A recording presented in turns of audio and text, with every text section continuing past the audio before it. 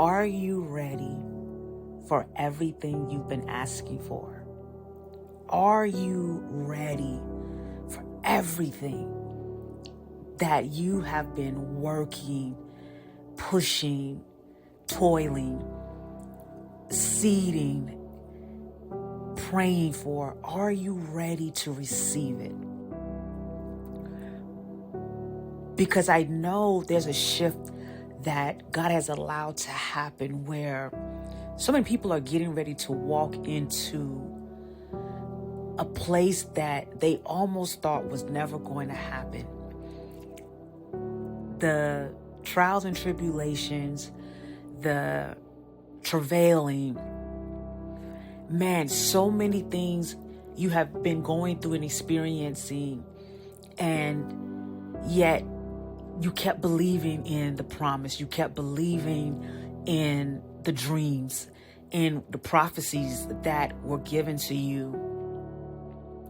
And sometimes it can be such a long time coming that you almost stop looking for it, though you still believe it, though you know it's going to happen. But there were times when you thought that that was the time.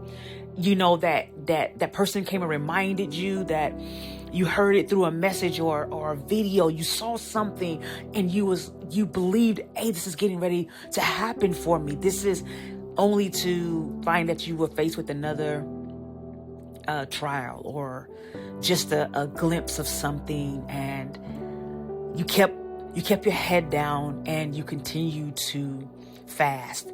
You continue to do the work. You continue to lay before God and wondering still, but yet wondering, hey, is this my dry place? Is this coming out of Egypt and having to walk through the desert to get to the promised land, and you've been eating the manna and trying to understand it all, studying, going through podcasts, and again, it's been so long that you didn't even realize, you kind of almost stopped expecting.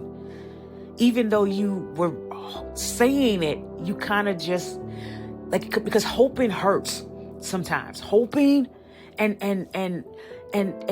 being disappointed at that wasn't it, and that position wasn't the position, and so you kind of almost just, you didn't give up, or you silently gave up on the idea.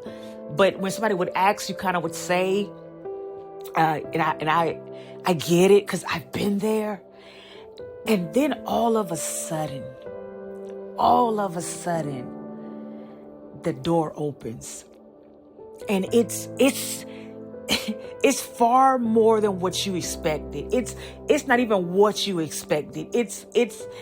You're freaking out at, because the door, it's not even all the way open, and you're like, oh my.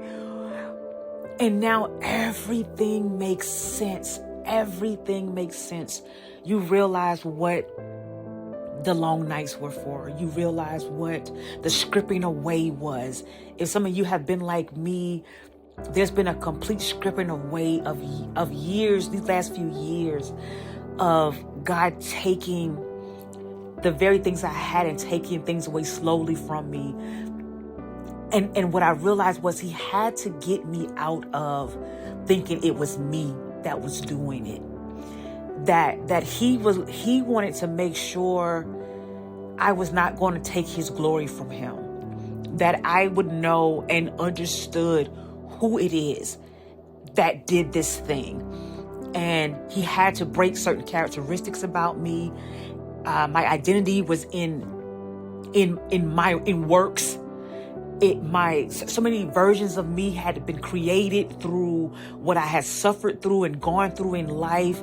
I wore masks to fit into whatever I thought I needed to fit in. I had an idea about religion. I had an idea about Him, and He had to break so many things off of me to get me to see Him for truly who He is, His truth.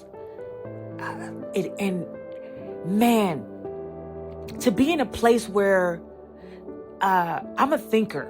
Like I need a plan for my plan. I need ABC. I need details. I'm such a curious person about any and everything. Like I love hearing people's stories. I love wondering how things got placed. I wonder, like I have a just hunger, and everything needs to make sense to me. I need everything to be defined. I need every moment and everything that happened in my life to have meant something and mean something. And yet God is like, nah, I need to erase some of this stuff. I need to get some of this stuff off of you even the more. That I did some soul searching. I did some works that I was doing, and then God told me, hey, now take me back to all that self-work and that healing you were doing. Now take me back to all of it with you, because I want to do the eulogy on some of these things. We need to dead some things.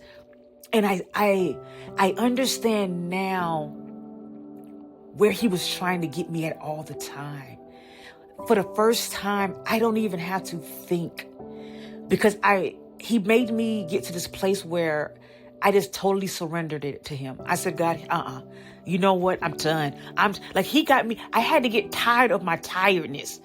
You know that God has to get you to your tired place. He has to get you to surrender your control, your authority, which you think needs to be you in that position, and your ideas. He needs to get it out of you completely, where you go, you know what?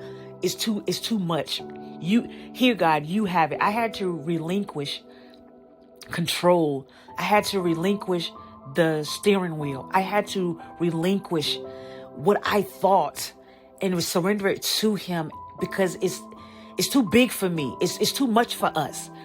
And I had to let it all go and give it to him. And in doing so, man, there's this abyss in my brain where there's just peace. Like, it feels so good to not try to figure it out, to not try to figure out how does the T cross? How does it look if the I isn't dotted? How to not know the finish line and not care. Like, I don't care. Like, I don't care anymore, because it's up to him. It's up to him. You have to give up you. You have to give up. And it's so freeing. So when you're a control freak, like how I have been in my life, when you need the answers, to give it up and to give it to God, man, it is an amazing, beautiful experience. It's not what you think it is, but God's getting ready to give you every single thing. You about to see what it was all for. You're getting ready to see what it was all for. You are getting ready to see what it was all for. The long nights, every rejection, everything. You're getting ready to see, my loves, what it was all for. God has you. He always has you. Will always have you.